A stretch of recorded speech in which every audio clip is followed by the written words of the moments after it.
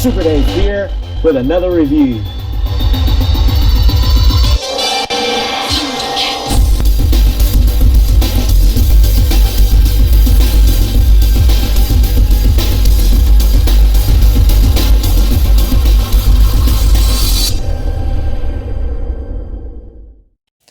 ThunderCats!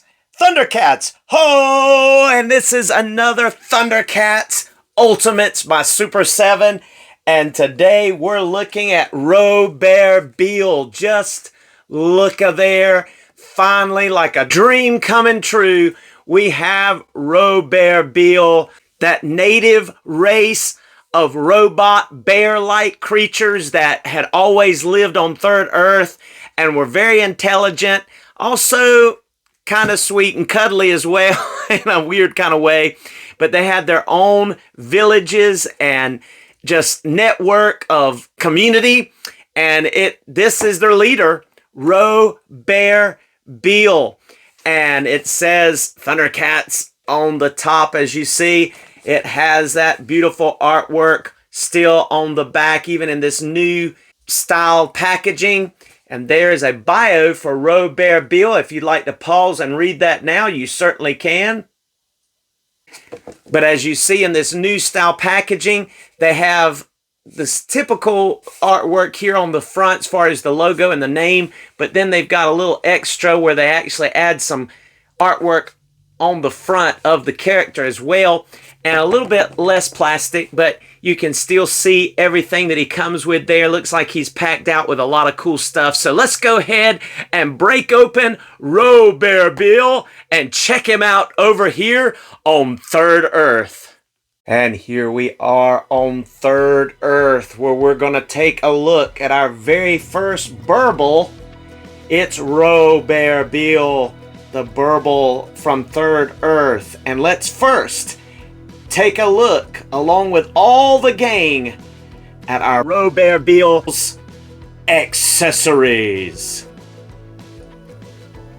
And our Berbil comes with 4 sets of hands. First of all, a set of horizontally balled up fisted hands, and he's only got 4 fingers, or 3 fingers and a thumb.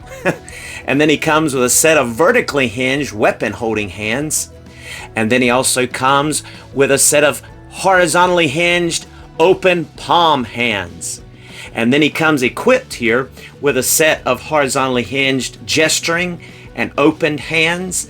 This right hand is a little bit more open than the left, but this left hand looks like it could work to hold either the map, the blueprints rather, or this torch, or at least it will hold the torch. I think the vertical hinge will probably hold the torch even better. But the horizontal hinged gesturing hand also holds the torch, which of course brings us to the torch, which is really cool. It has a wooden stick with a translucent flame, looking cool there.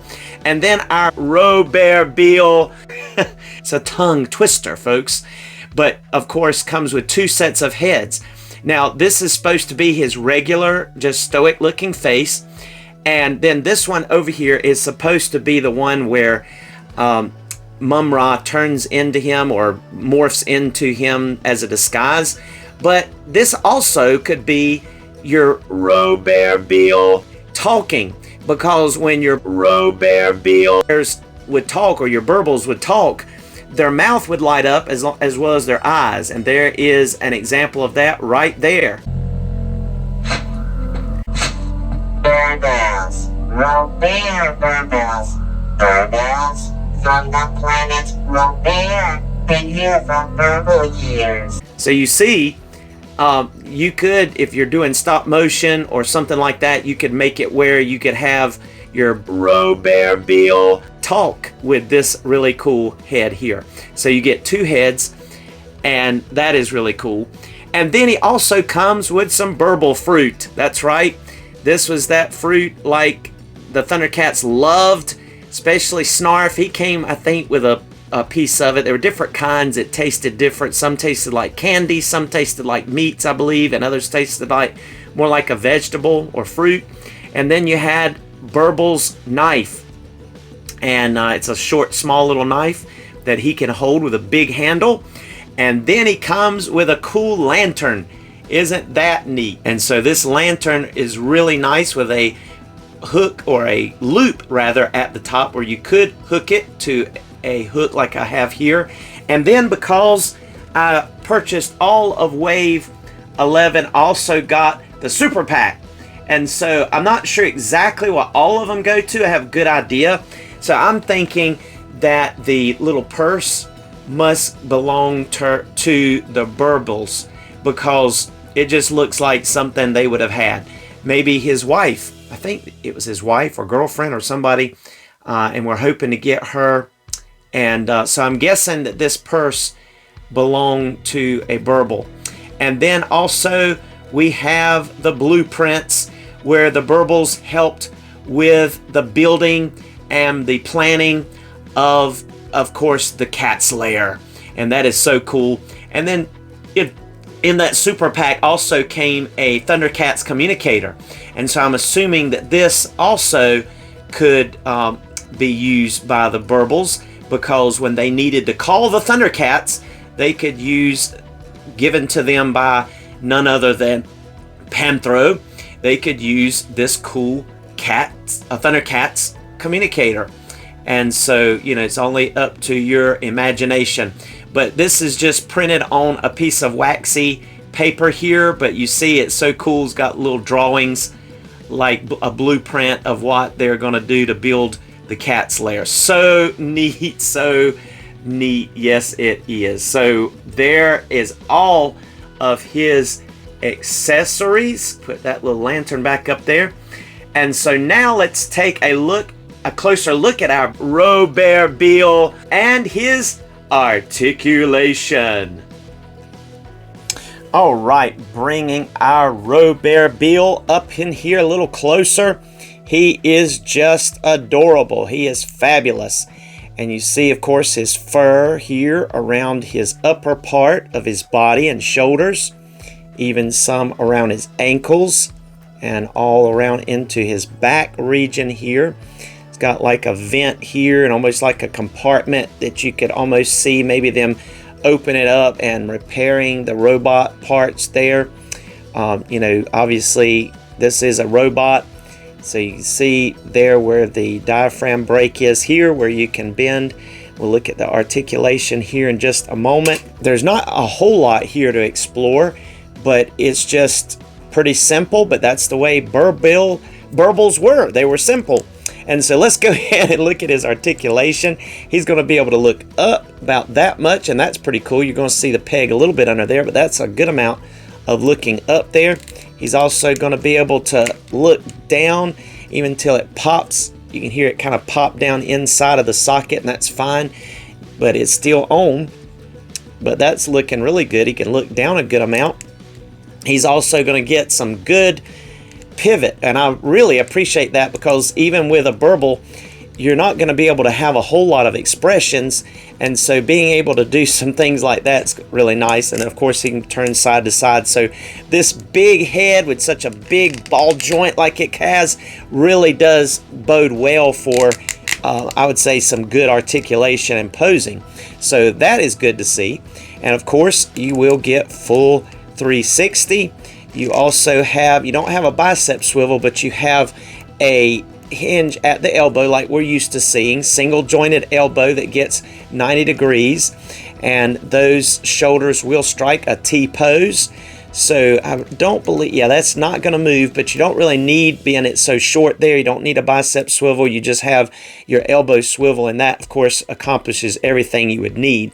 This hand here also swivels and also horizontally hinges, as you see there, and so it works very good. They will fall out very easily. And then over on this side I went ahead and equipped one of the weapon holding hands where it will swivel and also hinge vertically, as you see there. So it'll go down about that much, go up all the way. So that's really good for a weapon holding hand, and you see I have the knife there being held, so that's cool. Now as far as the diaphragm, it swivels right there at the diaphragm. He's gonna bend just a little bit forward, as you can tell there, and then boy, it's tight. And then you can bend it basically, it won't really bend back. It just basically sits up. Sits upright. But you get just a little bit of motion, but not a whole lot. You really, let me take this head off just for a moment and lower these arms and show you that it's really not even going to go side to side. You get a little wiggle, but I haven't tried heating it up, but you're not really going to get to pose, like Slythe. He had a really good diaphragm and over that big, bulk of his middle section, but this one just doesn't do that. Let me go ahead and pop this other head on right quick, which I'm calling the talking head, where he is, his mouth is lit up and his eyes are lit up, which is what they would do when they would talk. And he's going to be able to look down. He's going to be able to look up. He's going to get that really good pivot and be able to look side to side. So that's good. Moving on to the legs. He's definitely not going to get splits. It only goes about that far. That's all the way in. That's all the way out. He's going to be able to kick up about that far. He's going to be able to kick back. So he's going to get some strides.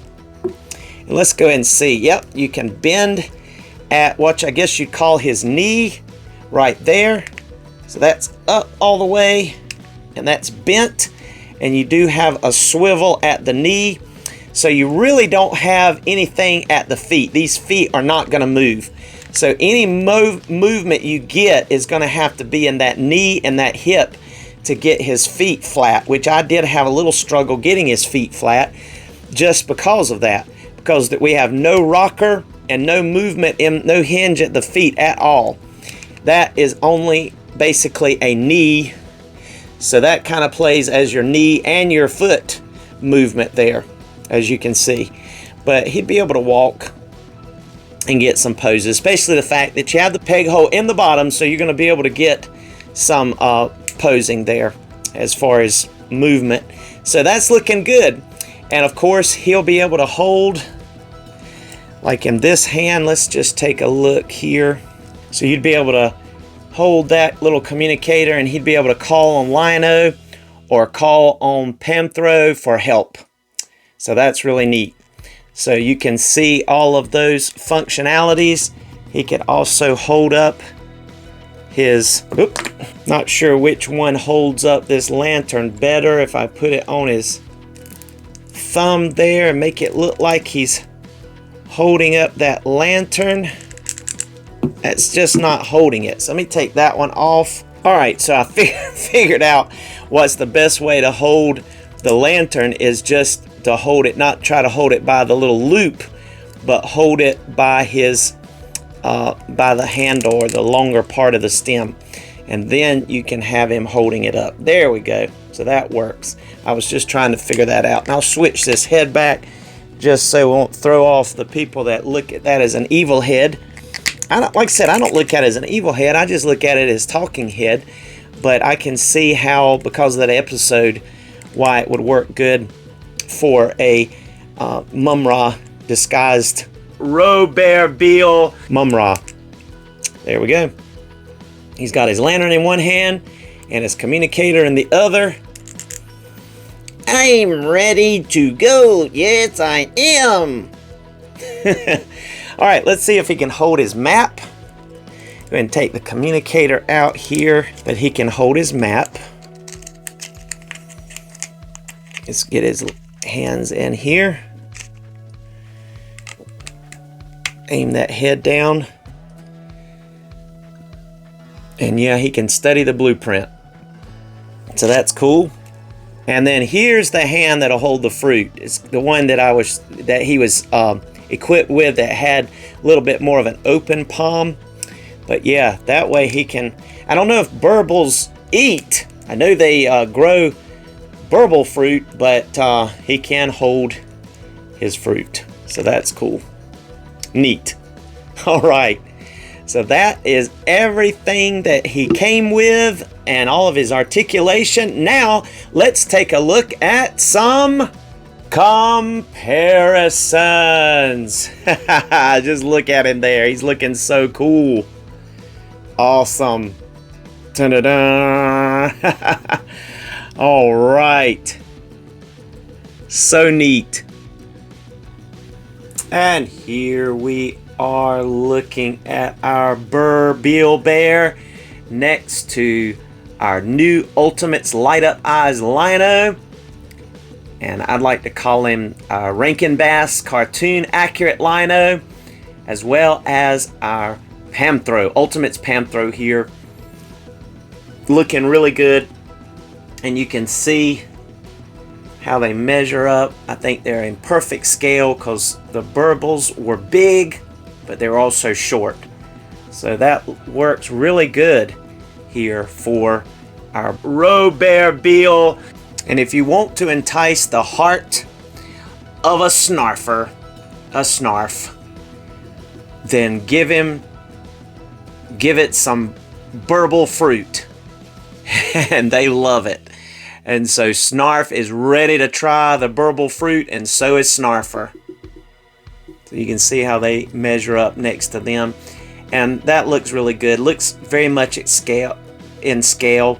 Looks just as if, you know, they popped out of the cartoon themselves. Looking good. And here he is next to Hayak and Quick Pick. Hayak is a metal slug figure. You can check out my review on him. Love him. He looks good next to him. And I think he fits in good with our Motu and ThunderCats. And then Quick Pick is, of course, a villain turned good guy in the Rankin Bass cartoon. And he's looking cool next to this awesome Berbil. And here is our Berbil next to Orko from Masters of the Universe Origins. And then our Masterverse Roboto, New Eternia Roboto. So there's another sentient robot being from Robotus, Planet of Robotus, as well as our Berbil, who is from the planet Third Earth, with a village of sentient robots that look like bears. And just to give you a look at him beside Orko there, but there you go, looking cool. And thank you so much for joining us for this Super Dave review. And it has been fun taking a look at this Berbil. He's got his communicator. He's got his new friends. They're off to build the cat's lair. And come back and see us again real soon. We'll be reviewing the rest of this Wave 11 of ThunderCats. We'll be doing Claudius, Lion-O's dad, next. Can't wait to do that. See you later. Be blessed. Here's some photos in the photo gallery.